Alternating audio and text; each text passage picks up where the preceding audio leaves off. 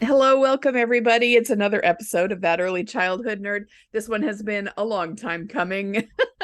My guest today is going to be Donna King, who wrote a book called Pursuing Bad Guys, Joining Children's Quest for Clarity, Courage, and Community.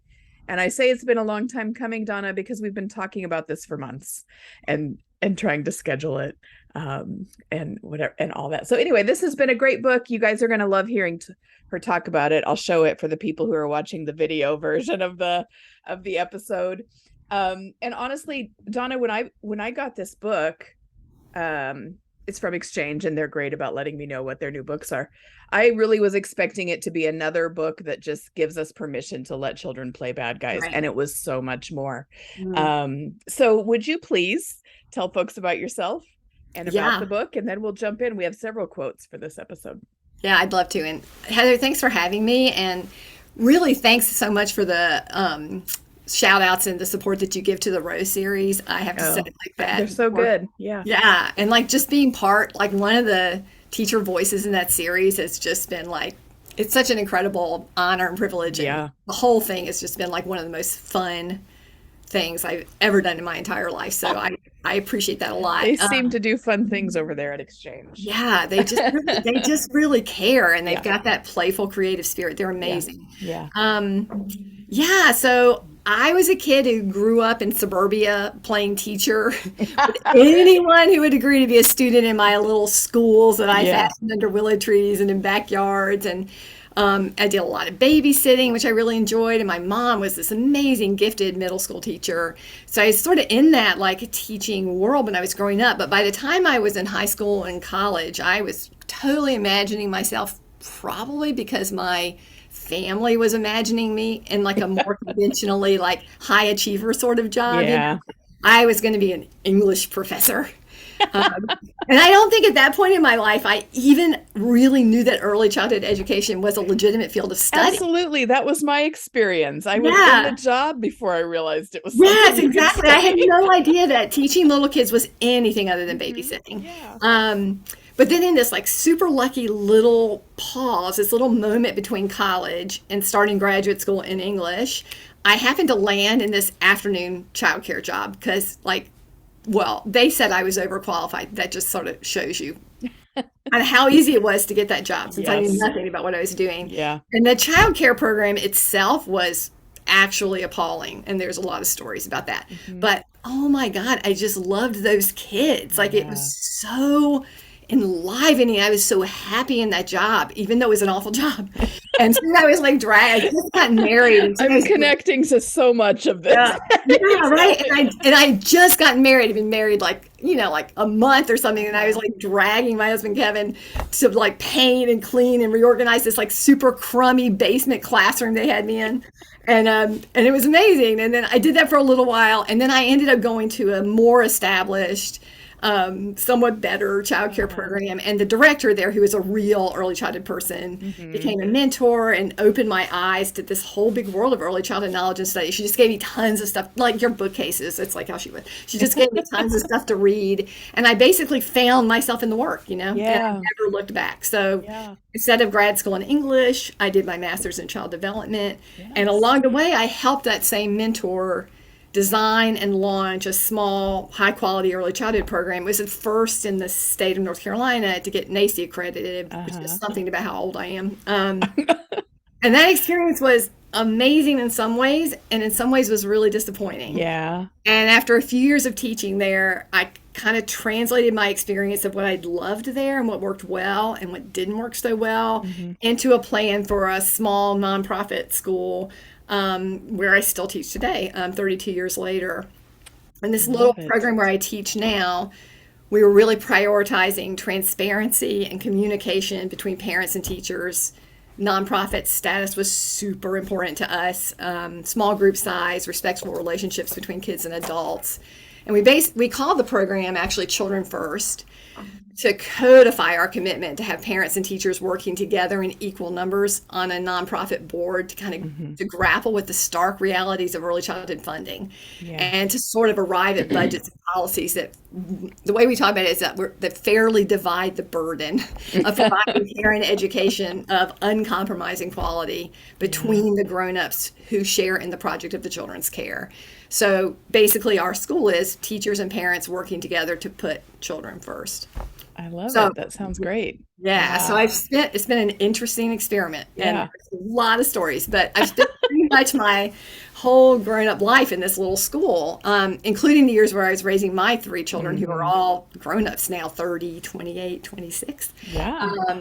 And that's the context in which this year documented in the book Pursuing Bad Guys unfolds.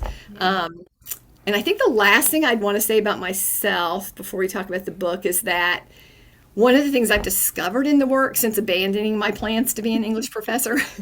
I also started as an English. Yeah, there's This a bunch is of so us. wild. Lily and Katz, Sue Brady. There's a legacy, and Yes. Halo. Like there are so many. Oh. There's like it's a proud legacy. Uh-huh. Anyway, I think of it as a narrow escape, honestly. Like Yeah. I can't even imagine like what my mental health. It's still. I'm so grateful. But anyway, but what I've discovered is that the early childhood classroom is an incredible laboratory for the study of story. And so in some really important ways, I didn't really leave that part of myself behind, to do the work that I do now. Yeah, so that's me. Yeah, that sounds great. So there were like 5 things in there that I was like, we could talk about that. We could talk about that. We could.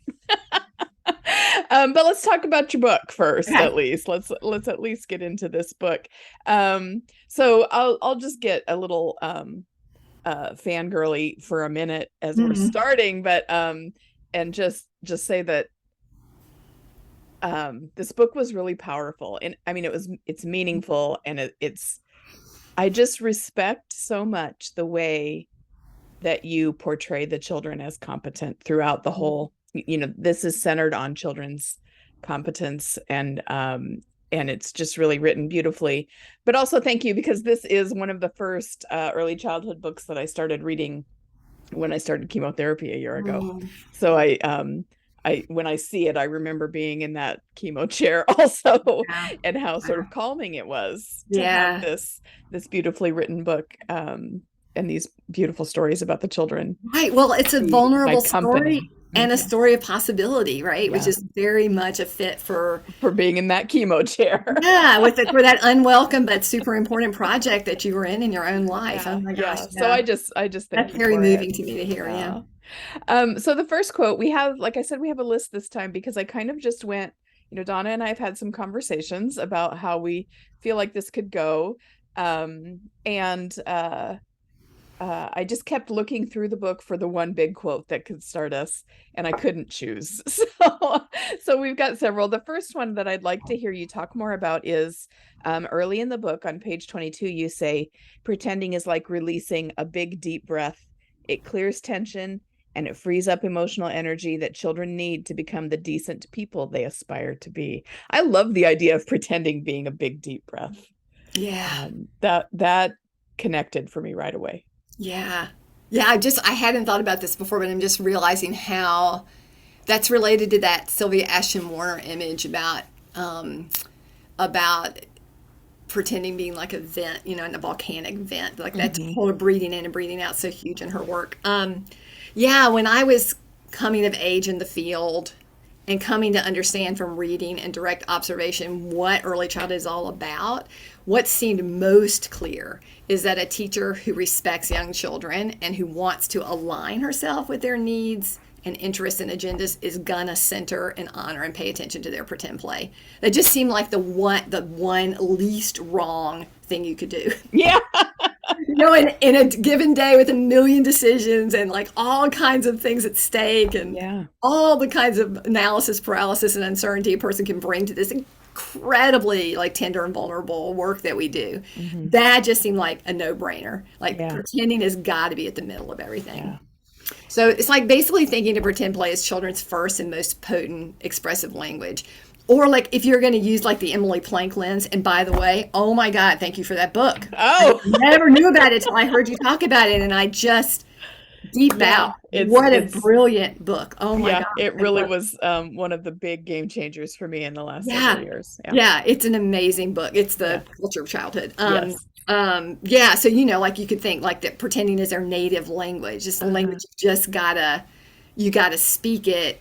You don't have to do it. You're not pretend that would be so gross. You're not a kid. You're not pretending to be them. That would Yeah. be just gross in the same way it would be gross to pretend to be anything other than the white person I am. But Right. like for me, Uh-huh. but it does it does point you toward the importance of understanding that language well enough to listen well. Hmm. So in some ways, I think this idea about pretending meaning like a deep breath that frees up emotional energy for becoming the real life good people you want to be. That comes from theory, but most of it just comes from watching in real time Hmm. the way the kids play serves them, like the way it shows us who they are and what they're thinking about and what troubles them and what excites and delights them and the way they use this like deeply personal individual expression with each other Hmm. to create community and a shared culture of play with each other. Yeah. Vivian Paley has that beautiful expression about storytelling and acting, which is a huge important part of our school culture. She Hmm. says, loneliness is impossible in this activity. Yeah. And I think she might say the same thing about pretending with friends. Oh my goodness. Yeah. And so, uh, now that as I'm listening to you talk about that more, what comes to mind for me, and this is maybe in it just kind of hovering in my subconscious right now because of some research I'm doing, but um, I'm hearing so often now, well, children just don't know how to play anymore. Mm, And when I listen to you talk about mhm, pretending and being this natural language for them, and it's like, no, maybe we just have lost the mm. skill to see it or the willingness to see it, or See it or there's this see. veil of outside expectations between Yeah, us and that yeah, play. um yeah. And I don't, I haven't, I've met kids who struggle with pretending, like who probably are never going to really find that a comfortable language just yeah, because of the way their brains are. sure. And I've met clusters of kids whose pretending had been hijacked, generally by television. Oh. We actually had I remember this is a long time ago, but I remember a group of boys we had whose play was so repetitive and so stuck that we actually started calling it brain dead play. I mean, with them. We just Right. think, oh, there's that play that's not using your brains again. Like, how can we help? Like it's like we have encountered moments in time where kids were Yeah. struggling with pretending, but if kids are, my experience would say that if kids are given time, space, if distractions are taken away, like Uh-huh. kids are given materials but not too many toys, things like that. Yeah. Yeah. And if pretending is what the teachers are paying attention to and reflecting back and honoring and valuing and talking about, um, then it's there. Like Uh-huh. it's I'm not saying there aren't difficulties that people are Yeah. really seeing, and screens are such a problem in so many ways, but yeah, I Yeah, believe. for sure. Yeah. And the other, I think the other piece of that is, just for the sake of listeners who want to send me emails now, it's, I know that pretend play is not the only kind of play. Like, children play in lots of different ways. Yeah. And And there's uh playful work. There's lots of kinds of yes. playful work, but yeah. Yeah. Mhm. So I didn't ask you before, and maybe I should have asked you before we started in with quotes, but just to sort of give us a synopsis of what you did with this book. Like, the children are pretending, and the Mhm. and the book is sort of you paying deep attention to their bad guy themes and then finding ways. I don't want to describe it badly. No, that's fair. And I think if we keep going, there Yeah, may be it'll come up. more things that'll sort of Yeah. make it clearer. But yeah, Yeah. basically the book is really the book works on a few levels. Like on one level, yeah, it's a particular group of kids at a very particular moment in time, Uh-huh. really preoccupied with bad guy play Hmm. in a way particular to them. I mean, it's always in the school, but in the kid world, but it's Hmm. particular to this group and how we aligned ourselves and looked at that play and what we think that was about. So there's a lot in the book around the kids' play and their stories and their visual work. And it's a story about my co-teacher Sarah and I working with the pedagogical consultant Pam Mm-hmm. Okenwright to try to step toward a way of being with kids that was just a step beyond what we've done in our many years of working before Yeah. in terms of being co-researchers with Yeah. kids. Yeah. Okay. So that leads nicely into the second quote, actually. Yeah. You said, teachers study the children's work the way a literary critic studies a novel. And there's new context for that now that I know you were an English major, Yeah. English degree. Looking for meaning in themes and imagery, and especially searching out the motivations and developmental arcs of the characters. And I tend to think of teachers as researchers when we talk in Mhm. this way, but I Yeah. also, as current literary nerd and former English lit major, thinking of it as a literary critic is a new sort of nuanced way Yeah, to yeah, consider yeah. my role as Especially the adult. all that raw material that we Yeah. collect, their stories and their dialogue and all that stuff.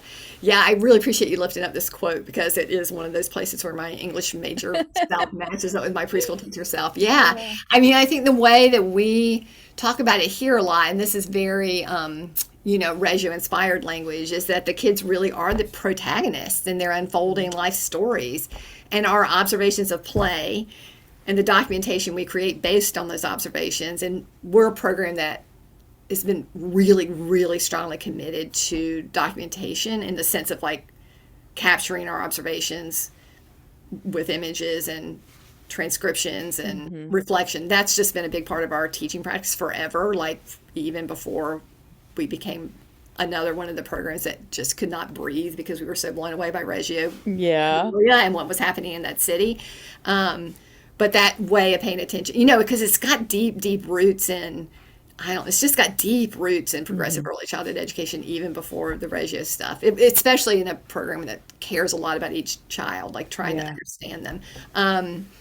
So yes, we take all these observations, these conversations we have with the kids, and the stories they tell, and the visual work they create, and we study all that, and that's like the raw material that helps us suss out the bones, of the unfolding narrative of their lives to see the trajectory of that narrative. Mm-hmm. And I always feel like it's super important to say when I talk about the way we document and this like literary critic kind of role we have with their narratives is that no matter what our attempts to read the kids and their actions and words and their stories and their play and their art. And no matter how much we intend to bring curiosity and open mindedness and clear sightedness to all that study, we always need to be aware of what a deeply subjective process it is. Yeah.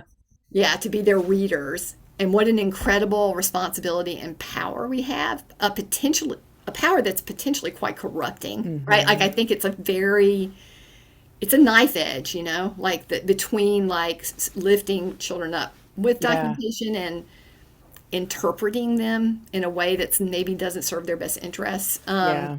So especially as the interpreters of this raw material and as the people who communicate our version of their narrative to other people, to them obviously, but to the other kids and Mm-hmm. to their families.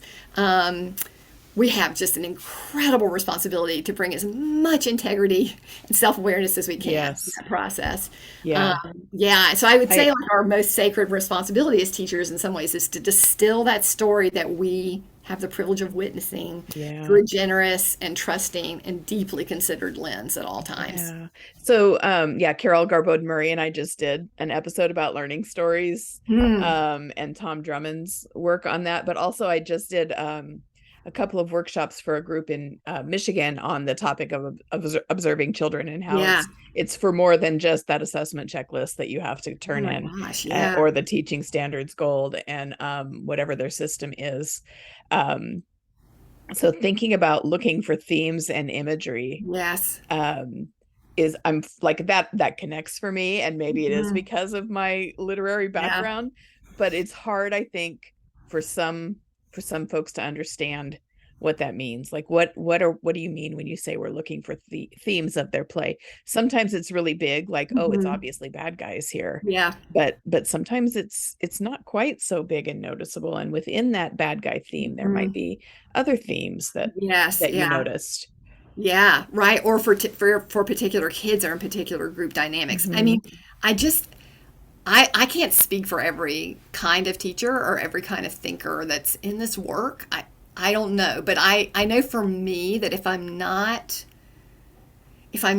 paying attention in that way, almost like if I am almost like, this is like sort of embarrassing to say, but I would say like if I'm a teacher without a recorder and a camera and a clipboard in my hand, I'm a sleepier teacher. Oh. You know what I mean? I'm just not as awake Yeah. to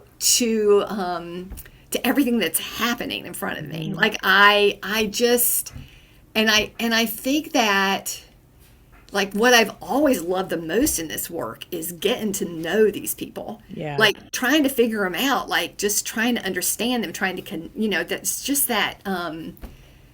that's just what is incredibly enlivening for me. Yeah. And of course, this is what I'm saying. And there's probably a lot of, there's that beautiful, those beautiful words that the novelist Marilyn Robinson says about life in general. She says, "There's 1,000 reasons to live this life, every one of them sufficient." There's Hmm. probably 1,000 reasons to be a teacher, and there's probably a lot of ways to do this work with love that are not my way, right? Uh-huh. But I would say for me, like this way of engaging where yeah, you're trying to deeply understand is just it's just what keeps me in love. Uh-huh. But but the dark side of that way of being would be like that kind of prurient interest, people can have in, do you know what I mean? Like that like almost like gossipy, or Yeah. you know what I mean? Or just like looking for fishing for pain. I love that phrase that somebody Oh taught boy. me one time. Uh-huh. All of that, like that's like that would be like the darks. Like there's probably a dark side of every way we can be with kids, and that would be Yeah. the dark side of this way. Yeah. Um, yeah, so you got to discipline. It's a discipline Hmm.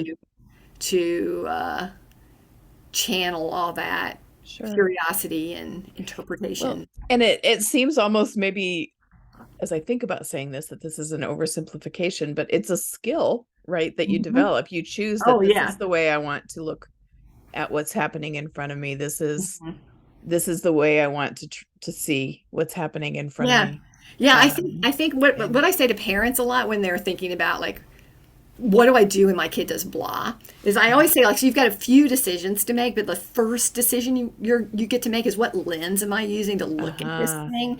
And so I think this is one of the lenses is like this is like this kind of lens of a character study, let's call it that, like a Hmm. character study lens is a really serviceable, interesting lens that mostly leads to really good things. So that's a lens you can choose, and there may be you know other lenses that are there. Hmm. I mean, there's a tons of lenses you can use, right? Right, Yeah. right.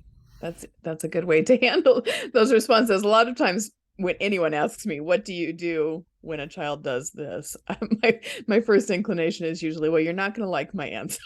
Oh, that's so funny. Oh Because yeah. it's not going to be a quick fix. I know Oh you're yeah, asking because me for that quick you're fix. gonna say it depends like that. Yes, I'm Like, going to say it depends, yeah, and that's not the answer you're looking for. yeah, um, so page 33 then is our next one, and you say, I just have the ellipses, and I don't remember what is at the before this, but it says teacher action does not interrupt, but instead meets up with children's agenda. What does that mean? yeah. What Well, does that mean? first of all, it means that I laughed a little bit seeing that quote again because I basically said, yeah, that's the aspiration, right? Like, Yeah. which around here we meet like I don't know what percentage of the time. I'm just Mm-hmm. not sure, but um, yeah. So, I mean, what it's talking about is alignment, right? It's Uh-huh. alignment, and I'll say I have a few things to say about this. So, first of all, I should give some context. So, Uh-huh. we're really lucky in this little school to be working with a small group of children, 12 kids in the year of this story, two teachers. And the way we structure our days and our space is to give children a lot of choice about where they play and what they do. Mm-hmm. So I'm going to be really specific. I'm just going to lay out Okay. a morning. So you have a picture in your mind of how it works. So kids arrive here in the morning between 8:30 9. they basically can be anywhere inside or outside in the whole space until about 11, at which point we close the inside space. And a couple of kids work inside to kind of clean up inside. And the whole outside space is still open for kids with the other teacher. And there's a little inside space.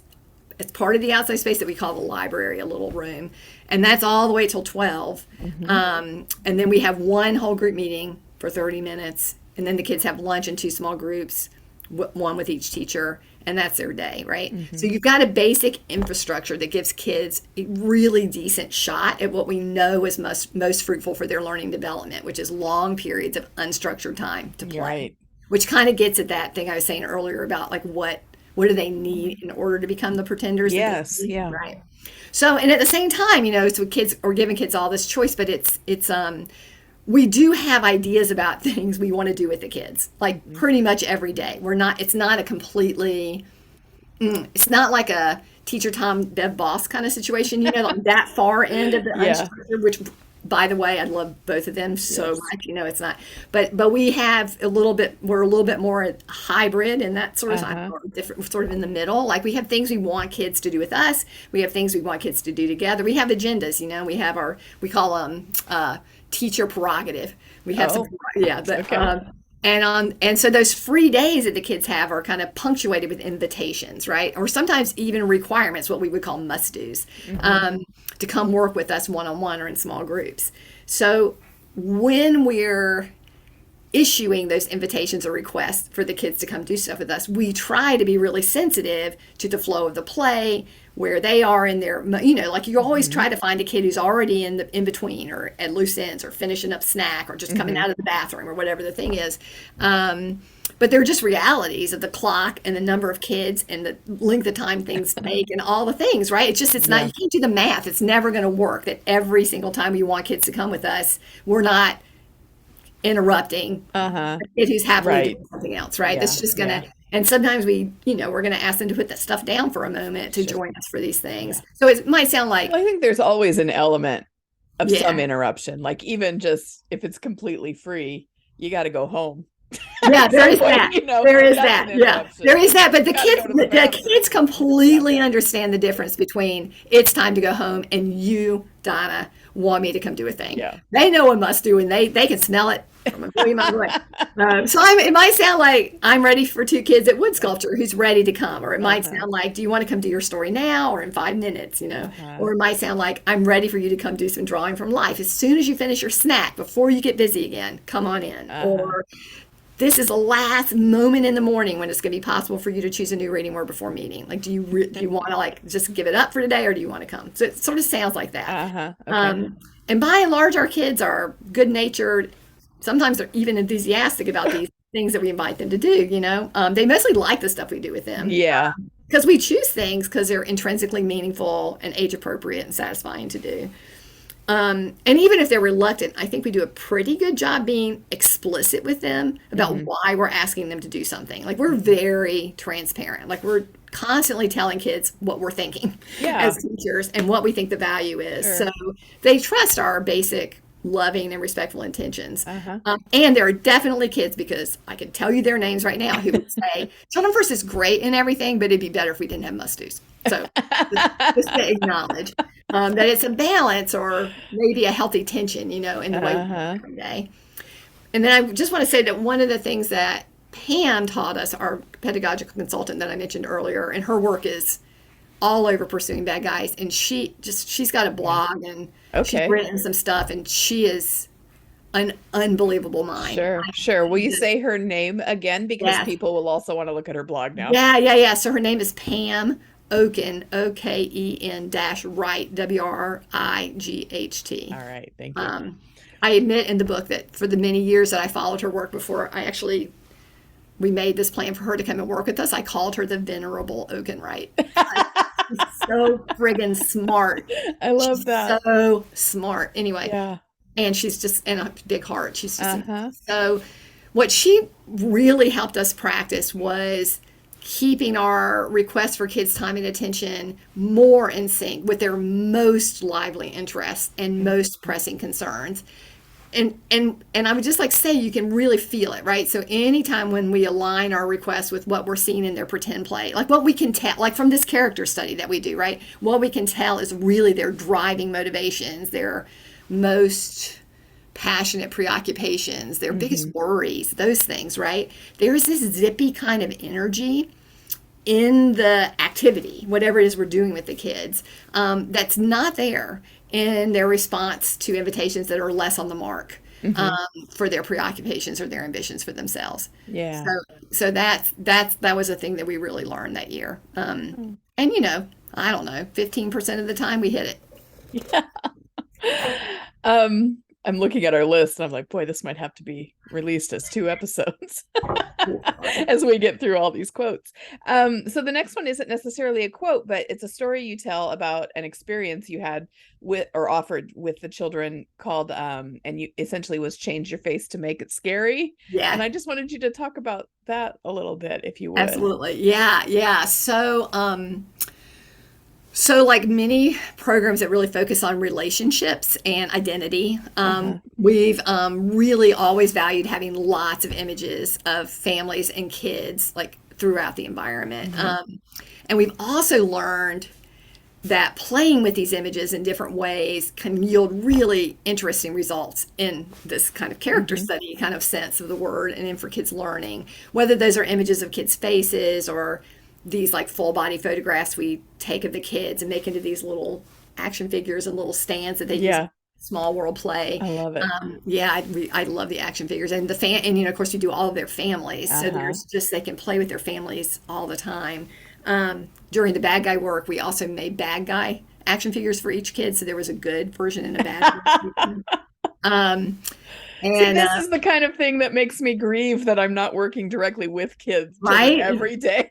it's so fun. It was so fun, and so interesting. So anyway, so we often use these images as jumping off points for work. Like a really common thing that we do all the time is like have kids use small versions of their photographs to create story characters, Mhm. right? Like to use their face, but then do whatever else they want for a body and then put themselves in a story. Uh-huh. So when Pam first suggested that we make this shift and start focusing like teacher researcher energy on the kids' interest in and confusion about badness, it was a really natural impulse for us to figure out ways to work with images of them, to study their thinking about some things. And so in Uh-huh. this case, we were thinking about this word scary, which came Uh-huh. up a lot with bad guys. So basically, Sarah did this work, my co-teacher, my amazing co-teacher, and she printed like black and white photographs of the kids' faces, maybe 8 by 10, something Mm-hmm. like that.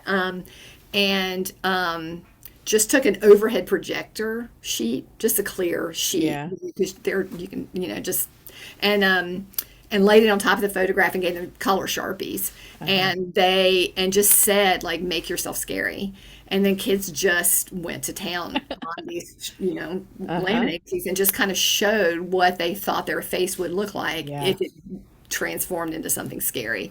I mean, it was just one of many times where we got to see the kids' mischievous delight in embodying powerful badness. I mean, Uh-huh. so much of this is about power. Yeah. And to see what kinds of visual effects they found scary and bad, and to see, their variability and their willingness, to make particular parts of their faces involved, like kids who wouldn't touch their eyes and kids Mm-hmm. who completely blacked out their eyes, all those kinds of things. Yeah, you've got great photographs in the book too. Yeah, I yeah, hadn't yeah. mentioned that yet, but Oh yeah, there's yeah, really great. yeah. And I think it's just always interesting to see what kids do when they use images of themselves in any Mm-hmm. kind of story or drawing work. I mean, in obvious ways, if the work is going to be autobiographical, it's just going to have a Sure. lot of clues with how kids see themselves, how they'd like to see themselves, and kids have so much agency over the expression, right? Yeah. Like they're the ones who are deciding how scary or whatever it is they're willing to look or what kind of character they want to Yeah. be. So it feels like an especially respectful and empowering question to ask with materials, Uh-huh. and a question that yields a substantial amount of information about where the kids are around a particular Mhm. question. Yeah. So I was thinking about that again, just as a sort of off story, but um, I have when I was 5, mom dressed me up as a witch for Halloween with scary makeup and the whole thing. And I have a picture of myself looking so unhappy about it because I was scared of No. myself. And I Yeah. always make that my profile picture in October on Facebook. So it's in my mind now again too. But I was Yeah. like, if someone had given me an opportunity then to talk about that scariness Yeah. or to have a Or to choice about decide that for yourself, scariness, yeah, right? Yeah. Yeah. I Hmm. that would have been just pretty amazing, I imagine, Hmm. looking back at 5-year-old me. Yeah. Yeah. Okay, so I feel like we need to keep trucking. Yeah. Yeah. So much good stuff. You also talk about, and this is really, I feel like this is a really minor little piece of the writing, but it was so impactful for me, and I've used it several times since. Mm-hmm. But you talk about you don't just have a group of 12 Mm-hmm. children, you have one Tommy and one Asher, I'm Mm-hmm. making the names up, and one Yep. Gus and one Molly or whatever. Yep. Yep. And then the group you think Yep. of as the 13th child. Yeah. And that just really hit me immediately and Yeah, yeah. stuck with I me. actually think that I don't think that's small. I think that's probably this maybe the biggest Okay.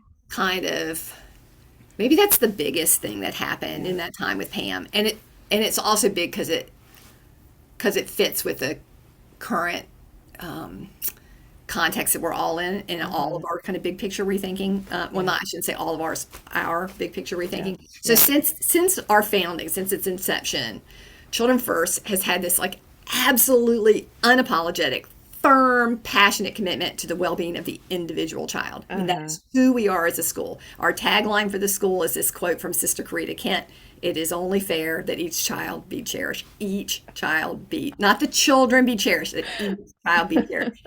And the other I'm gonna tagline giggle was, and cry at the same time. yeah, right. And the other tagline that changes every year is the one you just said, right? Which is Hmm. very bewildering to many people, I must say. But Yeah. it's like not the year of the bad guy work. It was not 12 children, but one Parker, one Miles, one Elizabeth, one Hmm. Sam, one Leah, one Mikal, one Maya, one Elena, one Avery, one Aiden, one Finn, and one Oliver. And so at the time we were starting the school, which is just before 1990, I've been in graduate school focusing on the question of childcare quality. Uh-huh. There was a lot to be worried about. And there was a lot of controversy at the time about whether kids should even be in childcare. And Hmm. from my observations, it seemed like what was less than optimal in most of the places I was looking at and at what the research was showing is had to do with like hurting children. Like, Yes. and it was obvious there were incredible financial pressures that forced Hmm. programs to pack large group of kids into small spaces. And then after that happened from the financial realities, then the logistical pressures arose in moving kids in large groups through these days, these Yeah. long days. And those conditions meant that kids' individual needs and rights and their personalities and preferences and gifts and paths are just getting lost in a kind of grim institutionalization disguised under primary Yes. colors, alphabet letters, and fluorescent lighting. Yes. Oh my God. Jen Yeah. Greenman wrote an Yes, article probably that was 30 the years book. ago. Yes, Yeah. that was the book. Called That How was like that book Institutional is Are You? all Yep. over our school. My God, Yep. I love Places for that book. Childhood. Is that what the whole book is Yes, called? yes, Yeah. caring spaces, learning places. Yeah. Jim Greenman. Oh my God, Yeah. and poetry in that book. Just Uh-huh. he Yeah. is just the most. I mean, I Yeah. love him. So that was his thing, right? Uh-huh. Yeah. Non-institutional. Yeah. So our first initial impulse was to stand as this firmly individualized, non-institutional program. That was our founding aspiration, our earliest research question, and really this kind of political commitment that we Hmm. had. And so we spent our first 13 years offering full day, full year childcare, serving families with two full time working parents, trying to answer that question of how we could put children first while also protecting the rights of all adults, especially mothers, to provide for their families and to pursue the work they wanted to pursue. Like, we just didn't want this either or question Right. driving family life. We were super worried about the effects of poor quality childcare on kids. Like, Yeah. super worried. I'm still worried about that. Yeah. Me We too. also felt that women had a right to work, right? And we Uh-huh. wanted to push back on this dominant narrative back in the late 80s. Remember Dan Belsky? That said, childcare is bad for kids and moms need to go back home. Yes. And we They're wanted to still put, saying it. The yeah, I politicians are know. still I saying it. know. And we wanted to show that there was a way to do childcare so that children could thrive and so could their parents. Hmm. So I stand by that research question and that impulse to Hmm. prioritize the individual child. I don't think that's wrong. And we're still firmly committed to a day, when kids can choose whether they're inside and outside all day, and when kids Oh, help yeah. Wouldn't that be themselves to healthy beautiful? snacks whenever they're hungry, and Hmm. when each incoming children firster chooses a visual symbol, a sign to go with their name, and nobody else is ever going to have that. I mean, that's still our primary culture, Hmm. right? Yeah. And big and my favorite Uh-huh. word, by the way, is and 32 years in, I've also come to understand that this kind of fierce individualism that we built our program around is also a really problematic aspect of American culture, by which I Yes. mean white capitalist culture, Yes. right? And some parts of that individualism need to be gently interrogated and reconsidered. So Absolutely. that's where we are, and we're Yes. really deep into that. That's amazing. Yeah, but so I would say, like, historically, like, so much of the work that teachers do with kids here has been like one-on-one work. Like, our Hmm. story work is largely individual. We do the kind of reading work with kids inspired by Sylvia Ashton Warner and Sidney Clemens. It's very much one-on-one.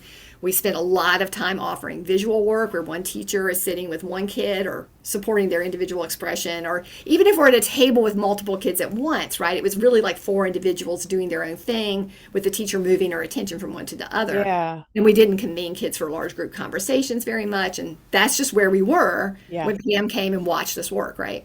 And so her immediate question for us after observing our work and being really nice to us so we calmed down and didn't worry was Yeah. that, you know, where are there places that we could invite more collective work? Like, where could we invite kids into collective consideration of issues that were of shared importance to the group? And by doing so, could we increase kids' feeling of being part of an intellectually dynamic community? And the answer is yeah, I think we can to do that, right? She thought we could definitely do that. Yeah. She thought I was a little uneasy. Yeah. I want to clarify something here, which is just to say that we already had a huge place a huge value on community here. Hmm. There was a very individual and community feel, and there is in our program. Our kids already felt like they were part of an intensely connected social community, Uh-huh. right? We have all these rituals and traditions. Like, we're incredibly attentive to the history of our school. There's things on our walls that represent every kid who's ever gone here. Like, every kid's face is on our bathroom wall. Like, Oh boy. kids, it's very much of a community in that Uh-huh. way. And there's a huge emphasis on belonging. So it's not like we were individualized in the sense that our kids felt like they were like these atoms bopping around in Yeah. space, with no connection to one another. Good It's not visual. that. Yeah. Yeah, but there was definitely a feeling of we. But what Pam wanted for us was to be more mindful about the ways we could bring that sense of we into the creative and intellectual work of the classroom. Okay.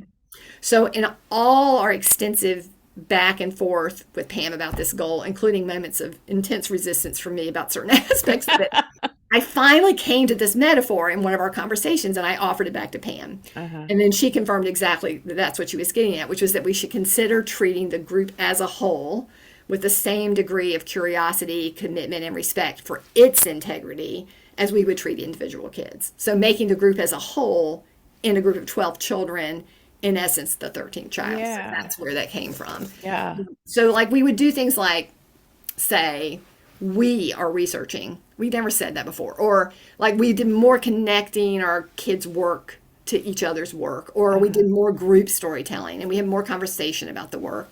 And in some ways, I'd say this, like, fairly subtle shift in our practice and our intention really seemed to filter down to the kids in surprisingly profound ways. Like, Hmm. small changes from us, it was just apparent in their work. Like, when you read the book, one of the pieces of work we describe it in great detail is this chapter book that evolved over the course of the late spring, Hmm. from six of the kids. And you get to the third chapter in that book and you see, like, how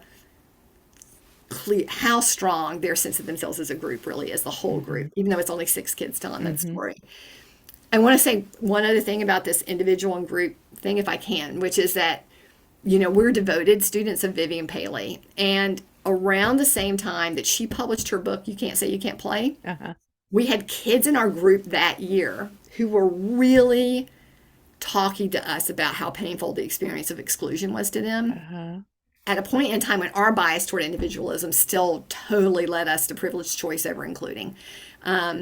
So as a community that year, we, in response to what those children were teaching us and kind of bringing to the group and also to Vivian Paley's book, we Uh-huh. shifted our agreement to, in our phrasing, find a way for all to play. That's how we Yeah. talk about it here, which I just want to say does not preclude playing alone and often doesn't preclude working in small groups or pairs. It's not that children spend their lots of their day and it's like full on herd play. But there is this general culture here now that protects including and that holds including as a social good. Uh-huh. And speaking up about the need to include what we would call upstanding as opposed to bystanding Uh-huh. is a super social good here. Like it's like a high social achievement at our school. So, and that includes speaking up against all kinds of excluding, including identity-based Yeah. exclusion, like racism, ageism, ableism, Mm-hmm. sexism.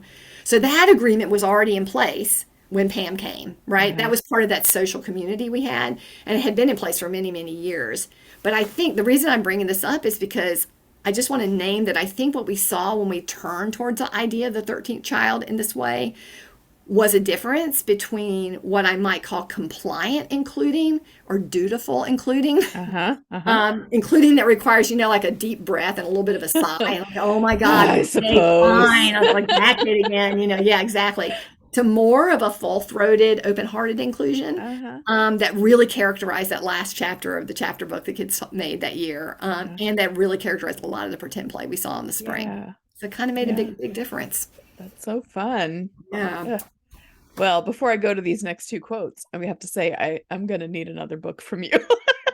I hope you're working on another one, or I'll just have to go back and reread this one again. So the next thing we've got on our list is this one from page 74. Children's pretending is rich with hints about what worries them, what frustrates them, what they long for, and what brings them joy. And that's especially true when pretending allows the children to become the badness. Heather, will you go ahead and read the one from page 104 and let's do them together? Oh yeah. And Okay. then the next, I was just in awe for a minute about the humanity that one gives to children, Oh, the thank full you. deep humanity. Yeah. Okay, yeah. So then the last one we have is page 104. When observing this sort of pretending, our long-held teaching practice has been to, quote, complicate the play, to invite more creativity and less violence, and to promote the development of perspective taking and empathy. Yeah, we did Yeah. talk about putting those two together. Yeah, thank you. And it's mostly because I feel like I had talked about the pretending stuff a little bit Yeah. already. Yeah. So yeah, so as a matter of policy, I don't think this kind of responding to being the badness, which is to promote empathy and creativity and all that stuff, is a bad way to go. I think that our long held approach, really grounded a lot in the thinking of, oh no, are the names going to go away from my head? I didn't write these down. The two women that wrote the most amazing books about war play, Diane Yes. Levin and Nancy Carlson. Nancy Carlson Page, yes. I love just it when I get a test in the middle of the podcast. yeah, and also I just would they're so important to us. Those thinkers have been so important to us. So I think that policy is it's really grounded in our humanistic values, and it's grounded in an image of the child as a person who's capable of deep thinking and self-reflection and empathy. Alongside the image of the child as someone you can trust, which is why you don't mess with their badness play, right? Like why you respect the play. So I want to say a little bit more about that practice before I talk about how the year of pursuing bad guys kind of disrupted that practice. So to complicate the play, that's sort of like in the spirit of Vivian Paley's question about whether bad guys have birthdays and moms, right? Right. Yeah, it's that they're not these flat, it's just sort of puffing the characters up into more three dimensions and not making them so flat. And I think to invite more creativity and less violence in the play, it's stuff like this. What comes out of your shooter? Our kids make shooters constantly. Let's just name that. What comes out of your shooter instead of bullets or bombs? Like, could it be, or fire, which is what the most common one is. Sure. Could it be a magic formula that turns the bad guy into a friendly puppy? Or could it be little candies that cheer the bad guy up and help him become good? Or could it be a slow motion potion that helps the bad guy think more carefully before he does bad things? Because we talk a lot about slowing down and thinking and what's happening in your brain, right? So that's the kind of inviting more creativity and less violence. It's just kind of like the teacher's just saying, I kind of wish this shooter wasn't just going to kill, but could also, be even more amazing if it could do the blah, blah. And then to promote and practice empathy with imaginary characters, that's a lot of questions like, what do you think's going on with that bad guy? Like, we say that all the time. Or like, what's that guy worried about?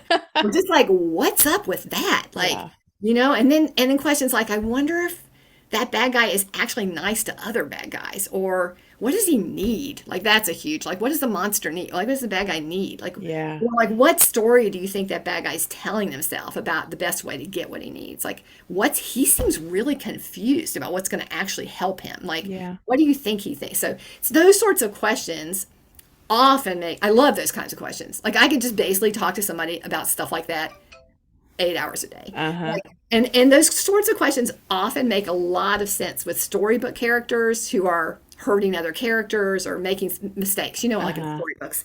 Because in good picture books, there are often clues in the text and images that offer hints and possibilities and make it really easy for kids to kind of grapple with those Mm-hmm. questions. But what we learned in the Pursuing Bad Guys year was about how to privilege an orientation toward research over the comfort of acting as we have always acted. So Okay. those questions are like, those are Yeah. our go-tos. That's what we always like do. That's Mm-hmm. how we can explain to parents why we're not just standing there and letting their kids murder people or whatever, like that we're actually interacting with them in these Uh-huh. ways that like sort of help them turn to, and like acting from a stance of this is our policy and this is what we do, this is what a good teacher does, kind of thing. Mm-hmm. What Pam invited us to do was to get curious about what this particular group's bad guy play and stories were about for them, what Mm-hmm. they were trying to figure out. She was more interested in their confusion than she was in our delivering humanistic content to them, right? Yeah. So so yeah, so we had a long-standing and comfortable relationship with the kind of play and stories we were seeing. We believed in their value for kids in a generic kind of way. We never like wanted to boss the play, just complicate it. But I when kind of Pam like that language that of complicating the complicated, play. yeah, Like yeah, yeah, I feel really very comfortable with thoughtful. that Okay. approach. I think it's a good policy. I think it's a Yeah. good policy. But when Pam first observed the group, she thought she was picking up on this confusion and intensity of energy in the kids playing conversation around bad guys, and that she would argue that those kids would be more supported by a research stance with teachers actively joining the kids in their thinking, Mm-hmm. not joining their play, nothing like that. That's Right. not right. But like joining their thinking instead of having a teacher simply enacting, having these teachers enact our good policies, right? No matter how warmly and carefully and with how much love we were in enacting Uh-huh. the policy. Yeah. So really what the work was inviting us to do was to become less certain of what we thought we knew and more curious about what was really happening for the Yeah. kids in front of us. And it makes me think of that way Loris Malaguchi said something like, in our work with kids optimally, it would be 1/3 certainty and 2/3 uncertainty. Uh-huh. And I think that's about right. I think we were at like 3/4 certainty and curiosity, and we needed to Yeah. get back to the 2/3. So when we made that shift to the bad guy researcher and we were observing their play and taking down stories and all that, instead of executing our well-practiced responses about empathy and complicating the play and all the things, Uh-huh. we just tried to slow down and tune into the way the kids responded if we tried those sorts of things, right? Mm-hmm. So we might still do those things, but then we really tried. It wasn't like, oh yeah, successfully delivered or beautiful, high quality response, but more like, Yes. okay, then what happens? Yeah. And I think I talk about this in the book. There were moments, in those moments when we would deliver that kind of thinking to them when they were playing bad guys. Will that be sad for the other bad guys on the team? What will the bad guy's mom say? Oh gosh, I wish there was some way to change the bad guy's mind so we could be on your team, blah, blah, blah.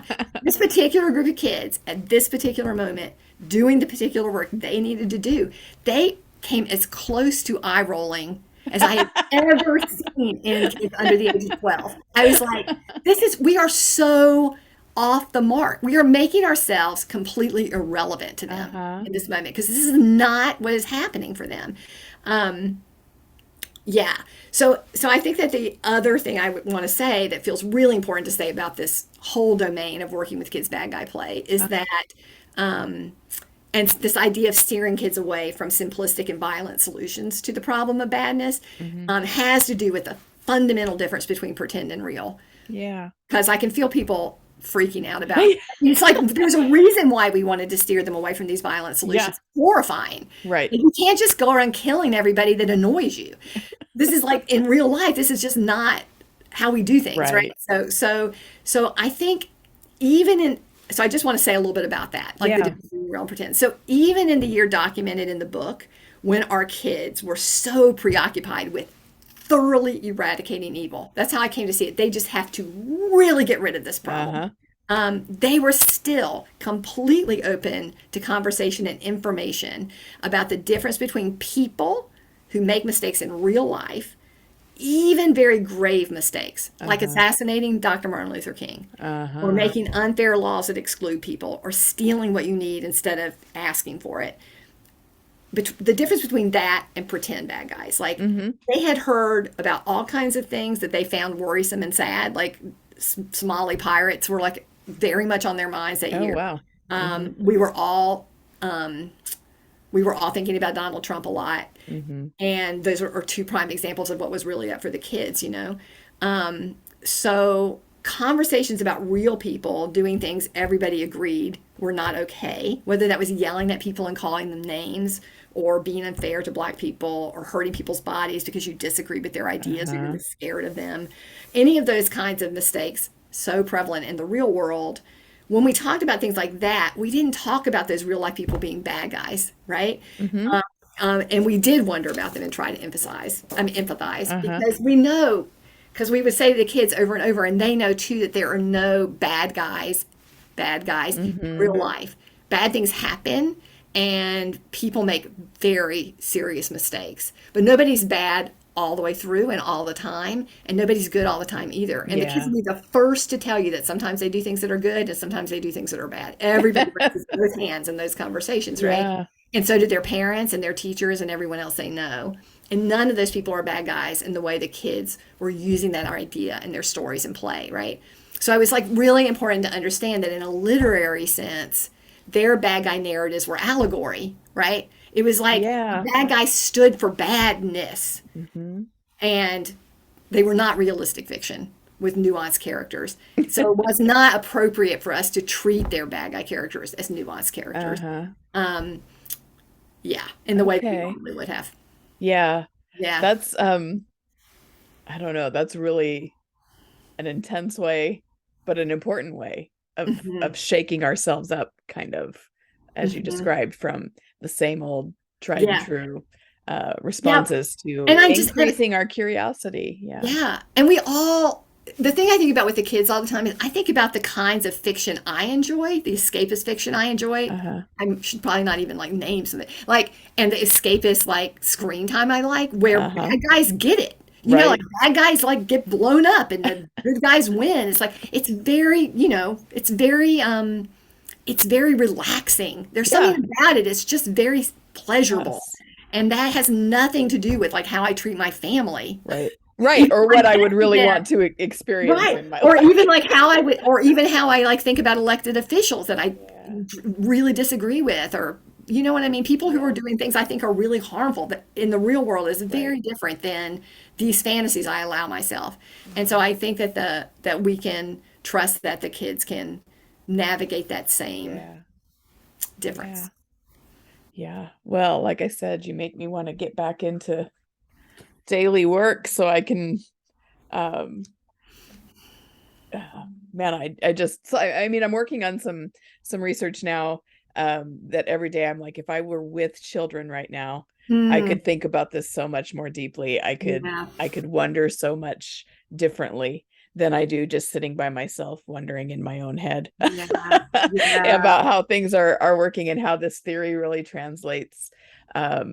So anyway, that's another way that I think this book has really shaken me up a little bit. Mm, mm. But I so appreciate it. Is there any last thing you want to talk about, or can they find you? Do you No, they can't. they I'm can't completely. find Oh you? no, no, that's not true. They can completely find the Children First website, and there is a ton of writing on there, Yeah, including some new work on our social justice curriculum, which we've been really wow, wrestling with for the last couple of years with the help of sure. two amazing teachers, Emma Redden and Grace Aldrich at Full Uh-huh. Story School.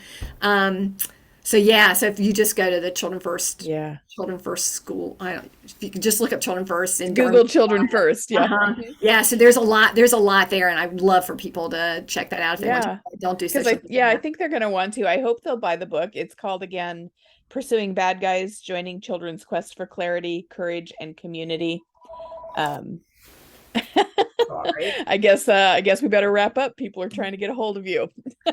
Heather, thank you so Thanks for much joining. for inviting this conversation. I I have super enjoyed it. appreciate it. Yeah, so much. And thank you for your patience as we figured out how to Oh, get you here. it's the I perfect timing in the end. Yep. yeah, I think folks are gonna really want to check this out a little bit more. So thank you. Thank you. And thank you everybody for listening to another episode. We'll see you next week.